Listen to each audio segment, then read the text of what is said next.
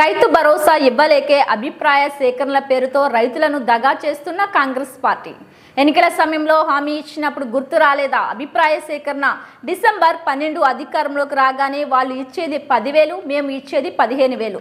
తుపాకీ రాముడు రేవంత్ రెడ్డి మాట్లాడింది నిజం కాదా? రాష్ట్రంలో 71,000 రైతు కుటుంబాలు ఉన్నావని, అందులో గత ప్రభుత్వం 69,000 రైతు కుటుంబాలకు రైతు బంధు ఇచ్చిన సంగతి మీకు గుర్తులేదా? 5 ఎకరాల్లోపు రైతులే 92% భూమి కలిగి ఉన్నారు. 6% 10 ఎకరాల నుంచి 20-30 ఎకరాల భూస్వాములున్నారు. 2% జాకీర్దారులు, జమీందారులు, 100 ఎకరాలపై ఉన్న వాళ్ళు ఉన్నారు. 8% ఉన్న ధనికుల కోసం 92% ఉన్న పేద రైతుల పొట్టకొట్టడం న్యాయమా? కాలయాపనలు కట్టిబెట్టి వెంటనే రైతులకు పెంచిన రైతు భరోసా ఇవ్వాలని బీఆర్ఎస్ పార్టీ డిమాండ్ చేస్తోంది. రైతుల అభిప్రాయ సేకరణ కలెక్టరేట్లో పెట్టి రైతులు కాకుండా కాంగ్రెస్ పార్టీ నాయకులు, కార్యకర్తలను పిలిచి కాంగ్రెస్ పార్టీ ప్లీనరీని కల్పించే విధంగా అభిప్రాయ సేకరణ చేసినారు. పండించే రైతులు కలెక్టరేట్కు అర్ధ కిలోమీటర్ దూరం పోలీస్ నిర్బంధంలో పెట్టి అభిప్రాయ సేకరణలో కాంగ్రెస్ కార్యకర్తలే రైతులయ్యారు. వాళ్ళ అభిప్రాయాన్ని రైతుల అభిప్రాయంగా సబ్ కమిటీ స్వీకరించింది. ప్రతిపక్షాలను నిర్బంధించి అరెస్ట్ చేయడం ప్రజాస్వామ్యమా?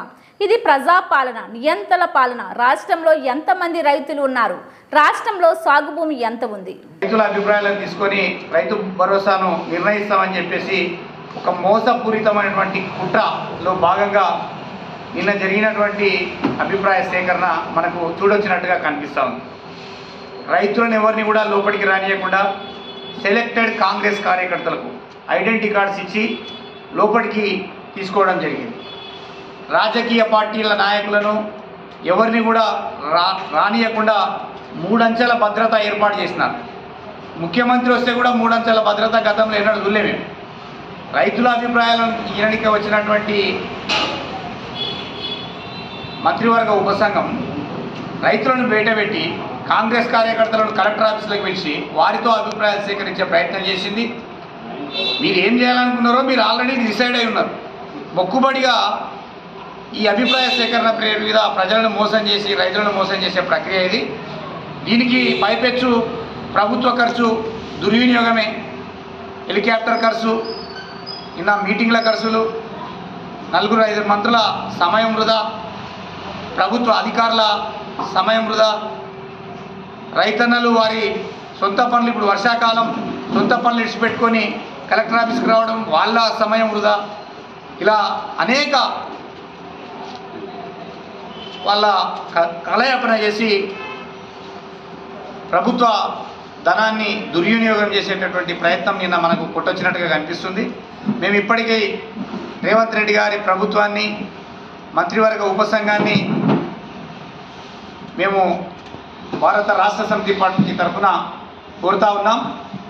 ఏదైతే గతంలో రైతు భరోసా మీరు చెప్పినారో ఎలాంటి నియమ నిబంధనలు లేకుండా రైతు భరోసాను ప్రతి ఒక్క రైతు, వ్యవసాయం చేసే ప్రతి ఒక్క రైతుకి ఇవ్వాలి. ఏదైనా అడ్మిటింగ్ చేయాలంటే ఒక 4-5 రోజుల పని. అది కలెక్టర్లకు అప్పచెప్తే వాళ్ళు షార్ట్అవుట్ చేసి ఇస్తారు. కానీ దుర్మార్గంగా మీతోన డబ్బులు ఇవ్వలేని పరిస్థితిలో రైతు భరోసా ఇవ్వలేకే ఈ నాటకాలు హైడ్రామా ఆడుతున్నటువంటి కాంగ్రెస్ పార్టీ. మరి ఇవాళ మీరు ఇప్పటికీ యాసంగి పంట గత ప్రభుత్వం ఇచ్చిన 10,000 రూపాయలే ఇచ్చింది. మీరు పెంచి టకాటకా ఇస్తా ఉన్న 15,000 రూపాయలని ఇప్పటి వరకు కూడా మీరు అందజేయలేదు.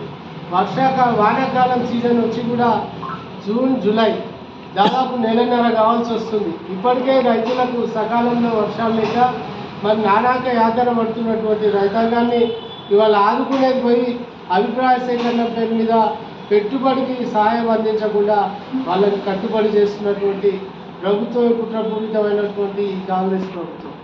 మీకు నిజంగా చిత్తశుద్ధి ఉంటే 92% ఏదైతే కుంట నుంచి 5 ఎకరాల భూమి వరకు ఉన్నటువంటి రైతాంగానికి మీరు చెప్పినటువంటి రైతు భరోసా 15,000 లెక్క ప్రకారం 7,500 ఈ సీజన్లో ఎకరాకి 7,500ని వేసి ఆ 8% ఏదైతే ఉందో వాటి మీద అభిప్రాయ సేకరణ తీసుకోండి ప్రజల ద్వారా. మీకు వాళ్ళకి ఇవ్వాలా లేదా, వాళ్ళకి ఇస్తారా లేదా అనే దాని మీద కూడా స్పష్టత ఉన్నా కూడా హైడ్రామా ఆడుతూ మరి ఇదంతా ప్రజల్ని, మరి మిగతా రైతాంగాన్ని మోసం చేసి పక్కదారి పట్టించడానికి ఈ కుయుక్తమైనటువంటి వ్యవహారాన్ని నడిపిస్తున్నారు. మరి గత ప్రభుత్వంలో కేసీఆర్ గారు వ్యవసాయ విజయాలు చాలా సాధించారు. 2014 నాటికి మన రాష్ట్రంలో ఆ రోజు ముందుకొచ్చింది. ఇది రైతుల అభిప్రాయ సేకరణ కాదని చెప్పేసి మా ఉద్దేశం. రైతుల అభిప్రాయ సేకరణ అంటే ఎట్లా ఉండాలి? 14 జిల్లాలకైతే కేవలము కాంగ్రెస్ కార్యకర్తలు తోలుకొచ్చి 250 మందికి పాసులు ఇచ్చి 150 మందికి పాసులు ఇచ్చి మరి వాళ్ళు కూర్చోబెట్టుకొని మరి వాళ్ళతోట సేకరణ చేసినాం అనేది ఇది అత్యంత దారుణం. ఇది రైతు కాంగ్రెస్ కార్యకర్తల భరోసా అని చెప్పేసి మేము ఆరోపణ చేస్తున్నాం. గతంలో ఎలక్షన్ కాకముందు రైతు బంధు పేరు మీద ముఖ్యమంత్రి కేసీఆర్ గారు మరి రైతులకు బంధు ఇవ్వాలని చెప్పేసి అకౌంట్లో డబ్బులు జమ చేసినప్పటికీ మరి దానికి అడ్డుపడి ఆ రోజు ఎలక్షన్ ముందర ఇస్తానంటే మాకు ఎక్కడ బీఆర్కు మంచి పేరు అని చెప్పేసి దాన్ని ఆపేసి ఇవ్వకుండా చేసి రైతు వ్యతిరేక ప్రభుత్వం అని చెప్పేసి ఎలక్షన్ కాకముందే మీ మీద ఒక అభిప్రాయం వచ్చింది.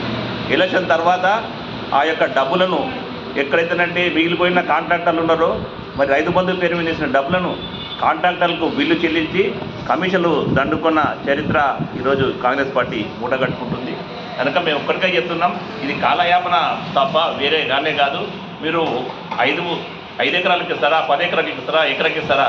మీరు స్టార్ట్ చేయండి. ఫస్ట్ ఎకరకంటే ఇచ్చేది కదా, ఎకరకంటే ఇవ్వండి. ఫస్ట్ స్టార్ట్ చేసేది ముందు చేయండి. వాళ్ళకి రైతులు నార్లు పెట్టుకున్నారు, మరి తుకాలు పోసిండ్రు. ఈ మరి వర్షాలు అయితేనంటే సక్రమంగా లేవు. మరి రైతులకు మీరు ఏం సూచన చేస్తారు? మరి వర్షం రాకుంటే నార్మల్లీ పోసుకున్నారు, అది ఒకవేళ ఎండిపోతుందంటే వారికి ఏం చెప్తారు మరి సమాధానం? అవన్నీ చెప్పకుండా రైతులకు ఒక భరోసా ఇవ్వకుండా, రైతులకు సలహాలు సూచనలు ఇవ్వకుండా కేవలం కాలయాపనతో చేసుకుంటూ మరి మీరు ఇది చేస్తున్న ప్రయత్నం శుద్ధ వ్యర్థం అని చెప్పేసి మేము తెలియజేస్తున్నాం.